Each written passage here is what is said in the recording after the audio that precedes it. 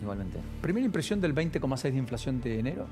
Bueno, es un registro más bajo que el del mes anterior, con lo cual es algo que en el mercado se consideró positivo, quizá algo que hubiera mostrado como una reacción más optimista hubiera sido que se ubicara por debajo del 20, pero hay buenas señales en cuanto a lo que viene. Se está viendo, primero la expectativa del mercado de que vamos hacia un dígito, por lo menos según las expectativas que tienen dentro de los bancos y las consultoras para por lo menos en abril, ¿no? Y que incluso podría darse antes, ¿no? Sobre todo en la inflación núcleo, ya hay algunas consultoras que están viendo que puede ubicarse dentro de un dígito. Sería menos del 10% por mes, la mitad.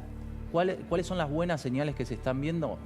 Estuvimos viendo en febrero, por ejemplo, que el control monetario que se está viendo, el hecho de mantener la cantidad de dinero en un contexto en el que aumenta muy fuerte la inflación, eso hace que en términos reales la cantidad de dinero se achique, y lo estuvimos viendo, por ejemplo, no sé si, por ejemplo, en el tipo de cambio paralelo. O sea, en estuvimos viendo salida de plata de bonos y de acciones de Argentina por la desconfianza que generó este revés legislativo que tuvo Milei. Pero en el tipo de cambio paralelo no se vio ningún movimiento. ¿Y qué es lo que pasó? Es que no hay pesos ya en la economía como para ir hoy. Exacto. Se viene manteniendo estable. Eso está mostrando que, a pesar, contrariamente a lo que pasa en febrero, que es cuando cae la demanda de dinero, que caiga la demanda de dinero, justamente eso, ¿no? Que la gente empieza a salir del peso e elegir otros activos. Bueno, ahora lo que estamos viendo es que no tienen el dinero suficiente como para ir hacia el dólar o incluso al consumo de bienes. Ahí es donde la inflación puede llegar a encontrar una limitación. O sea, el hecho justamente de frenar la inflación con recesiones, porque ya los oferentes del mercado, los comerciantes, ya no encuentran margen como para ir ajustando sus precios porque la gente no convalida esa demanda. Ese es el punto de inflexión que se puede llegar a ver en la inflación según la presunción del mercado. No sería por un círculo virtuoso, sino por un círculo vicioso en términos de una recesión. Pero estaba claro eso, que la toda inflación política de ajuste y de estabilización requiere esto, inexorablemente. Se frena con recesión. Quizá lo que se estuvo viendo en Argentina en estos 2 meses es algo mucho más nocivo y para la clase media, para los asalariados, para los tenedores de pesos, que es el hecho de que al mismo tiempo mantuvieras la economía regulada, encepada y cerrada, o sea, sin poder abrir el comercio exterior de Argentina, con lo cual eso lo que termina generando es, vos liberaste el sistema de precios, jugaste al libre mercado, pero el contexto, la macro, sigue siendo kirchnerista, ¿no? Sigue siendo, está regida por el intervencionismo, ¿no? Entonces esto da lugar a los pocos oferentes que hay en el mercado a ajustar sus precios, hay una anarquía en este sentido, pero al mismo tiempo no entran nuevos productos, no entran nuevos oferentes, con lo cual no tenés ningún atenuante para contener esa suba de precios. Entonces lo que estuviste viendo en estos 2 meses es una suba fenomenal de precios que hace que muchos productos argentinos hoy estén más caros que en el exterior. ¿Y vos crees que eso termina ajustando a la baja en algún momento? En algún momento, cuando abran la economía, que se supone que el gobierno está tratando de ganar tiempo para la llegada de la cosecha, donde hay más ingresos de dólares, y ahí claramente, y el mercado también lo está anticipando, tiene que haber un punto de inflexión, un cambio de régimen monetario, cambiario, que permita abrir el comercio exterior y empezar a desregular. ¿Qué sería una dolarización? Levantamiento del cepo cambiario, puede ser dolarización. Ya el mercado lo está anticipando. ¿Que Milei está con la cabeza puesta en la dolarización de vuelta? Porque parecía que en algún momento cuando asumió era como que, bueno, eso son por etapas, qué sé yo, eso será segundo mandato. Lo que dijo el fin de semana es que estamos muy cerca, justamente porque la cantidad de pesos en la economía es muy baja en términos de dólares, ya prácticamente están los dólares como para reemplazar toda la cantidad de dinero circulante, pero que él lo ve como que puede llegar a aplicarse más el año que viene. Es totalmente pero igual hay mucha, que sea en julio, Nacho, fíjate, como se decía. Bueno, hay mucha presión de parte de economistas dolarizadores, no sé si vieron en las redes por eso te especialistas en dolarización que le están proponiendo a Milei dolarizar ya. Porque la Argentina, la única herramienta o recurso que tendría para bajar la inflación de un plumazo y sostenidamente para dar garantías al mercado de que las reglas no van a cambiar, no va a haber ningún desvío, digamos, en el régimen monetario o en el gasto público en el futuro, sería una dolarización que le ponga un corset a la política económica. En cualquiera de los casos, Ecuador es un espejo en el cual podríamos mirarnos y allí no todo lo que reluce es oro, ¿no? Digo, porque Ecuador hay observaciones al respecto, no es que Ecuador está nadando en la abundancia. No tiene inflación, pero tiene una economía también muy resentida y estallidos sociales recurrentes. Quiero decir, yo no sé si es la panacea. Está bien, yo tampoco te quiero defender la dolarización, digamos, yo solamente te cuento para mí lo que sí está viendo el gobierno, lo que están proponiendo otros economistas. Claro. En Ecuador lo que pasó es, los primeros 2 años sí se mantuvo la inflación, pero después, hoy tenés una inflación del 1,5% anual.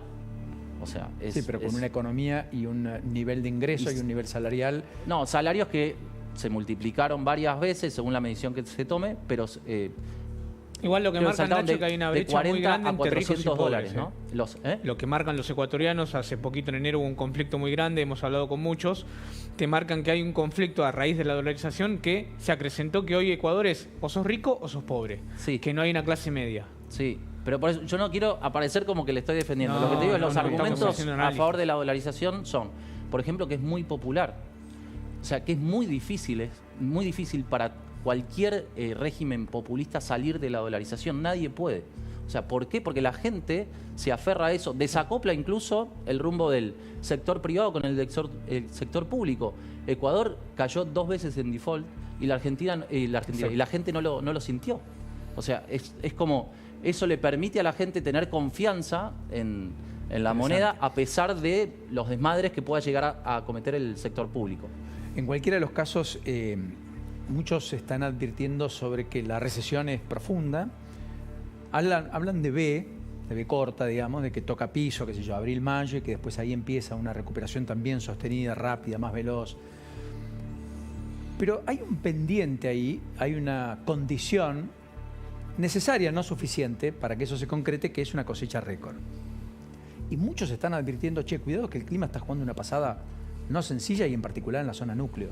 La sequía, las fuertes tormentas, las precipitaciones intensas, los fenómenos adversos climatológicos podrían dar cuenta de que la cosecha récord no es tal y no ayudan los precios que están en niveles muy bajos, en los últimos 4 años el más bajo de todos, la soja por caso, con costos en pesos para el productor que le imprimen una presión a la ecuación de rentabilidad bastante más compleja de lo que algunos imaginaban hace 3 meses. Sí, eso es un poco lo que estábamos hablando, de que hay precios de productos locales que están más caros que afuera, ¿no? Yo hablaba con un amigo mío que es del sector agropecuario ayer y que me decía eso, ¿no? La urea, por ejemplo, está en Uruguay está a $450, en Argentina está a $750 y tenemos un precio de commodities más bajo por el tema de las retenciones, con lo cual nuestros márgenes son mucho menores en el exterior, pero esto se está dando porque vos tenés que convivir todavía con una economía que está con control de cambios,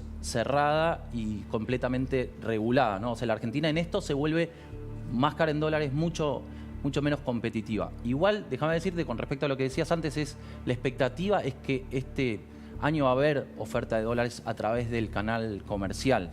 O sea, tanto por el agro como por lo energético, porque la balanza energética también mejora, también porque el tipo de cambio mejora, entonces para algunos sectores también que son más competitivos, con un tipo de cambio más alto, también puede llegar a revertirse este déficit que se vio, por ejemplo, el turismo, ¿no? A partir de hoy, unas 10.000 micro, pequeñas y medianas empresas con deuda inferior a $500.000 van a poder saldar hasta $50.000 de esa deuda, es un 10%. Habrá otros 2 tramos,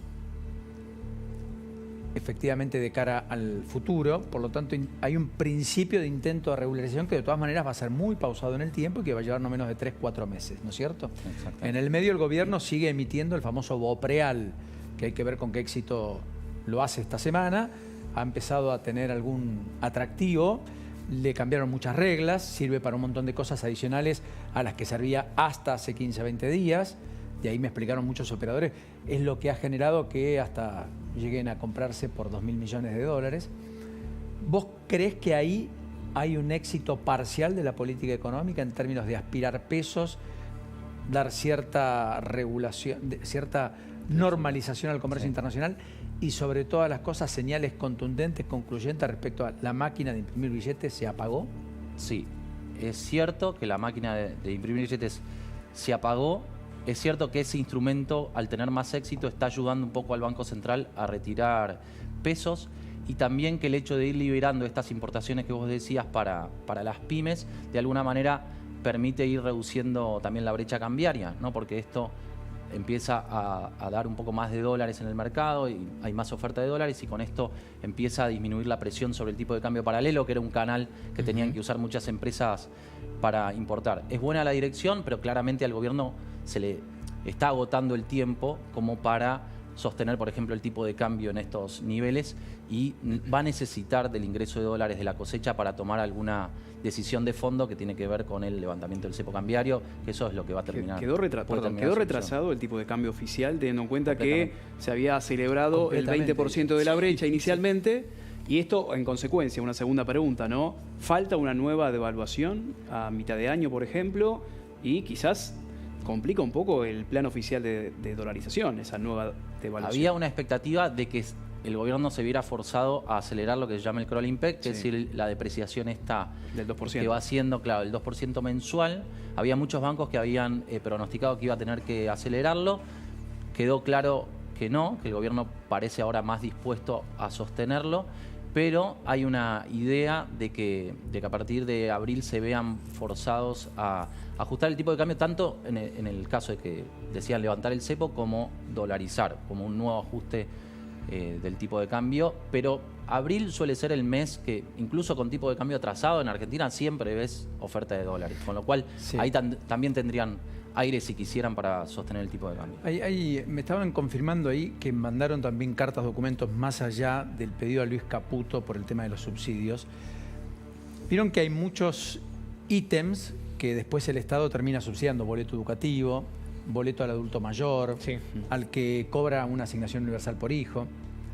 Eso lo financia el Gobierno Nacional. Lo conocido tarifa social. Tarifa social. Bueno, el Gobierno Nacional no solo recortó el fondo compensador, tampoco está pagando esos ítems de diciembre y de enero.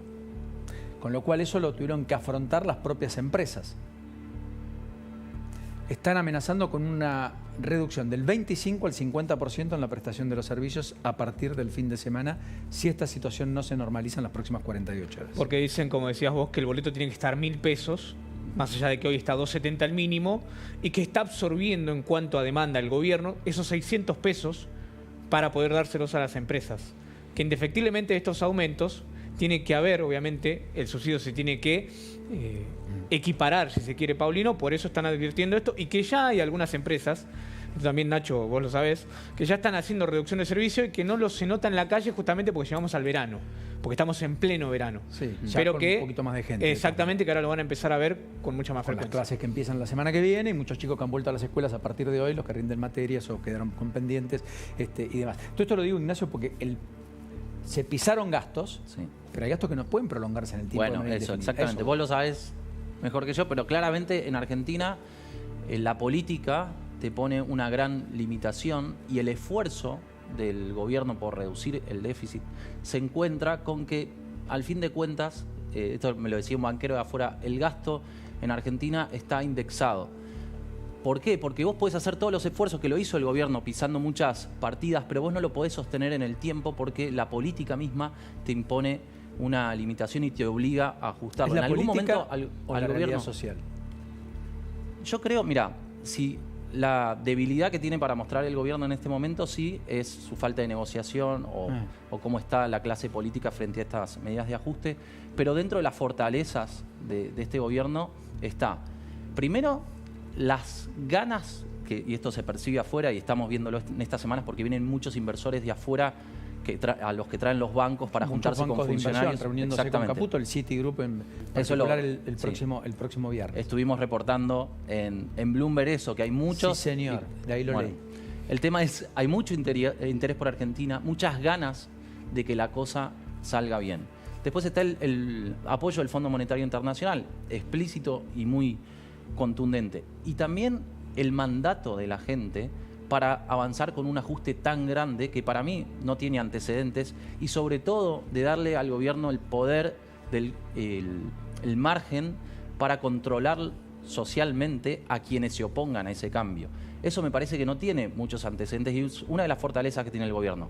Dentro de las debilidades sí está esto. El gasto público en Argentina está indexado porque la clase política es más reticente para esto y hay una cuenta regresiva que quizás se termine o el gobierno tiene que lograr que no se termine antes de la cosecha, que es el hecho de que los efectos de la inflación van limitando la tolerancia de la gente, ¿no? O sea, definitivamente. hay una Ignacio, inflación muy grande. Como siempre, un enorme placer. No.